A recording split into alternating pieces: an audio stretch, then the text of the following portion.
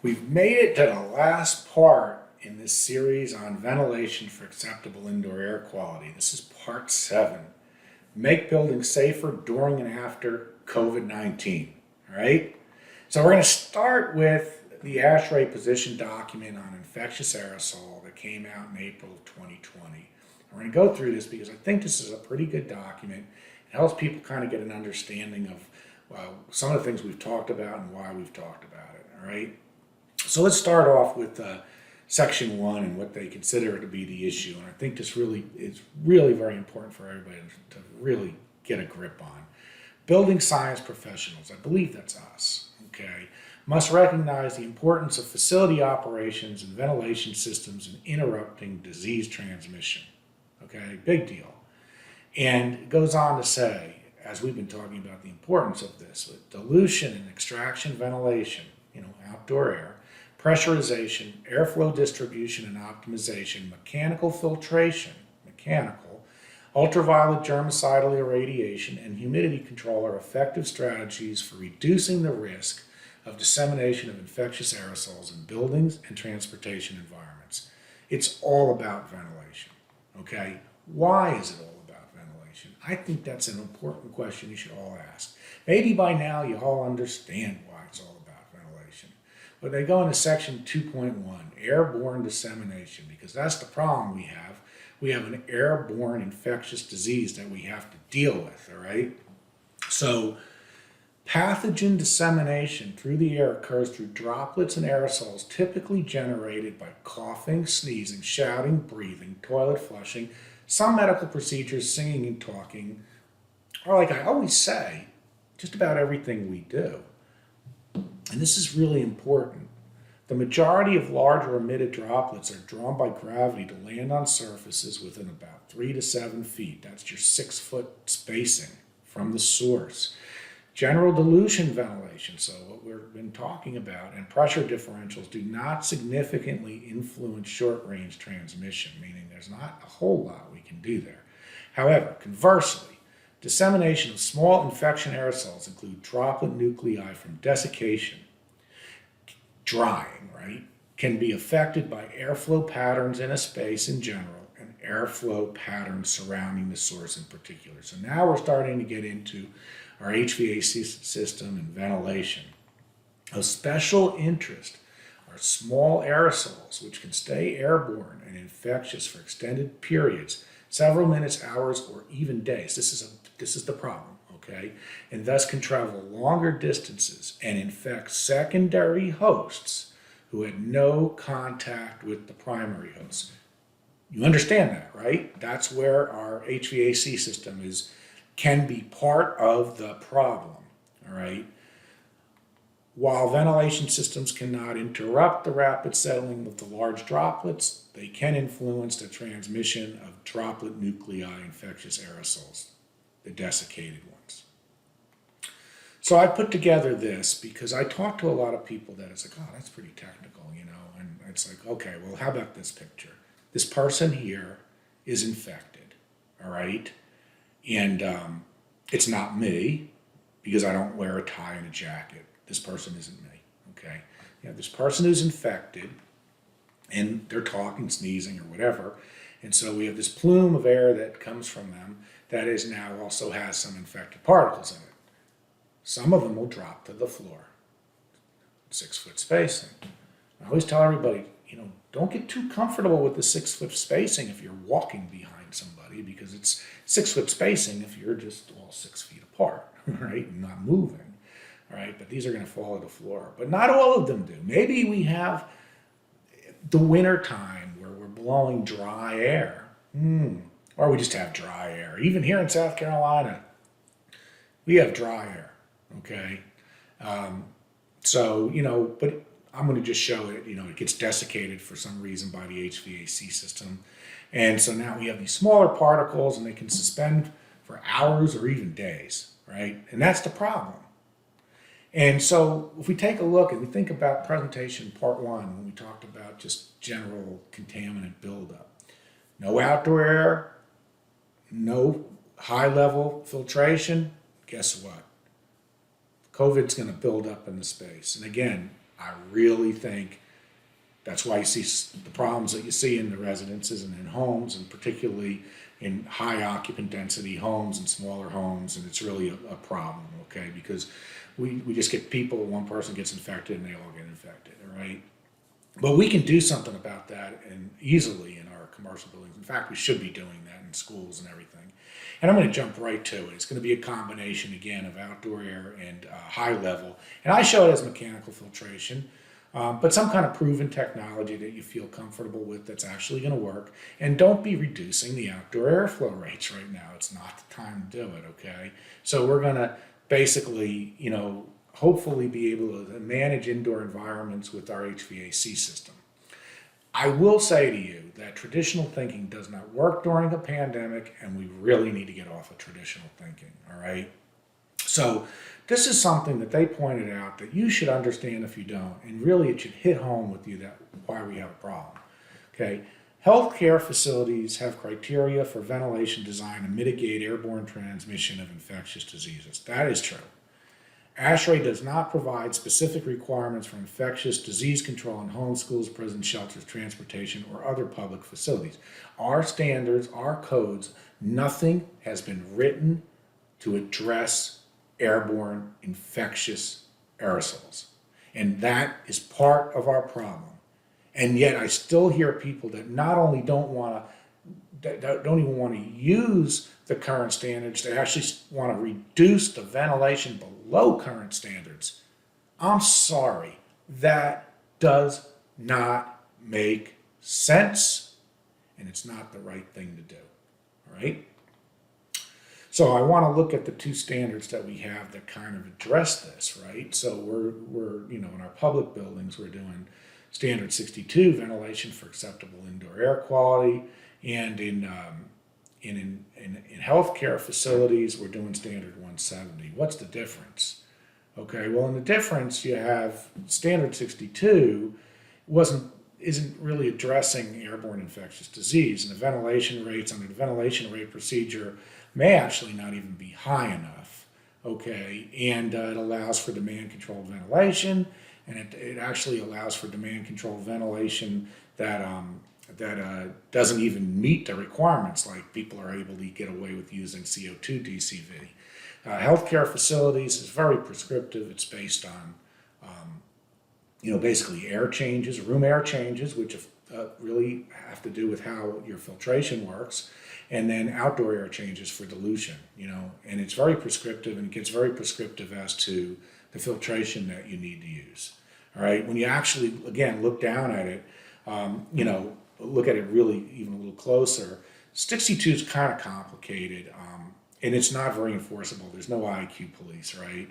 And like I said, when you look at the VRP, it's based on per person and floor area rather than outdoor air changes. And I actually have heard people wanting to change 170 over to that, and I don't quite honestly understand that, by the way, because the ventilation rates are too low. It all goes back to, it's all about energy again. It allows for the significant reduction in outdoor air with changes in occupancy when DCV is implemented. And like I said, it really doesn't, people are using CO2 and it doesn't even meet the requirements yet they think they are. There's no IQ police, all right? The IQ procedure, we talked about it. It lacks substance, the current version of it for sure.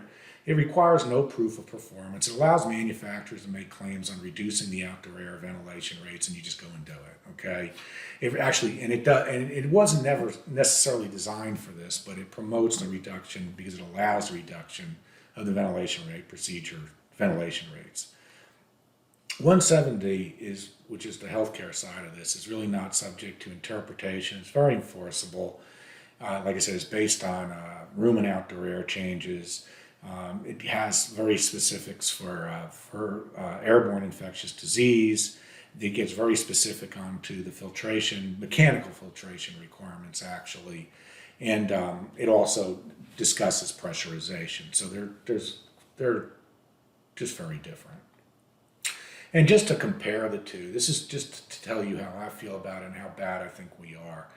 So this is my school example that I've used through most of this presentation, and I look at, for this classroom that I was using, how many air changes there would be at design or 35 students, and it's right around 1.8 air changes per hour of outdoor air.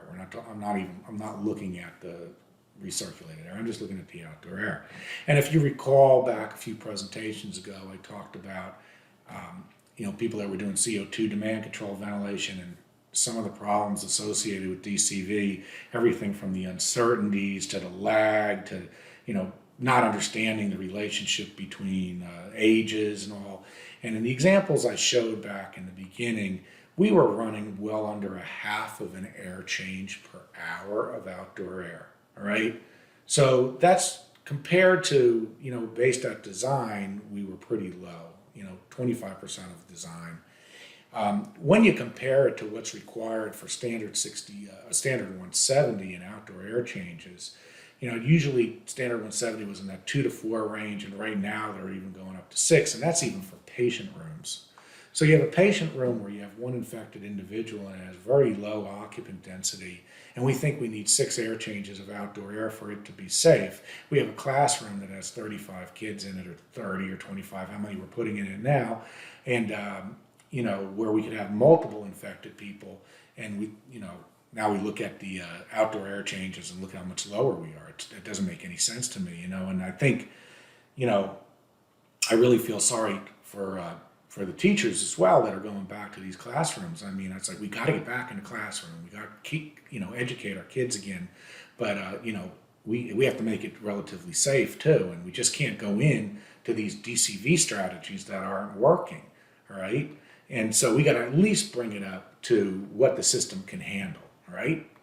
And, I'm not the only one who feels that way, but I am afraid that with the energy being, again, such a huge push, that this is all going to get overlooked and people are going to move in a different direction because it's all about energy, all right? But in the position document, this was on non-healthcare buildings, increase outdoor air ventilation and disable demand-controlled ventilation. Okay, that makes total sense to me. But open outdoor air dampers to 100%, as indoor and outdoor conditions permit. Some people have interpreted it as just open to 100%. Well, you can't necessarily do that, right? I mean, you might be able to do that in California, but you're not going to be able to do that, and you can't do that in all of California, but parts of California and parts of the West, you might be able to get away with that. But you're not going to be able to do that in the East, all right? East of the Rockies, you can't do that. So, what are we going to do? All right, and so there's some other things that they suggest that you do, but the number one thing is increase outdoor air ventilation, and that's what we have to do. And to get it right, we're going to have to measure it, okay? And we might even have to look at supply air and supply air conditions to maximize it, all right? Maintain temperature and humidity, yeah, all these things that we've talked about.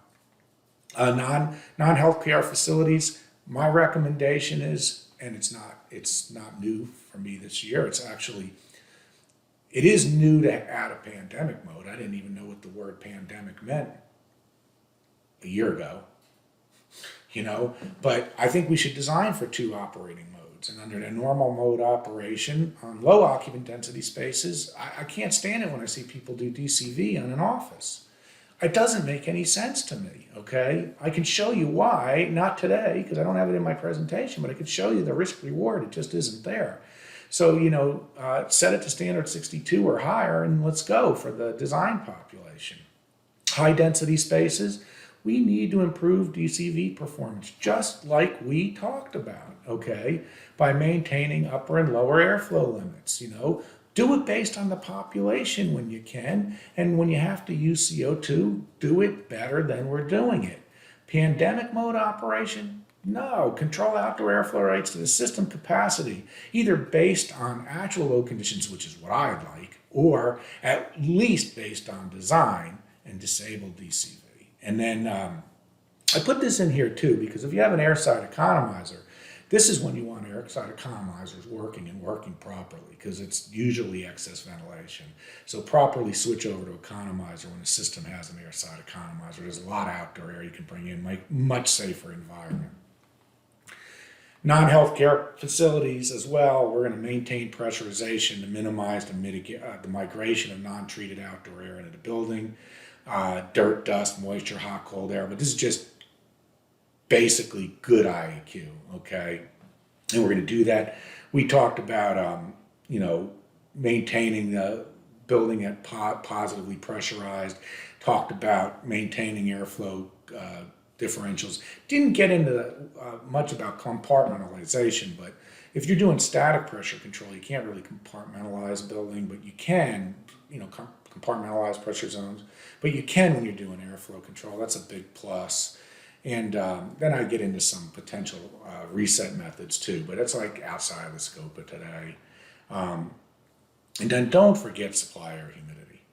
Okay, all right, that's pretty important. When we talk about healthcare facilities, some of these things are very similar.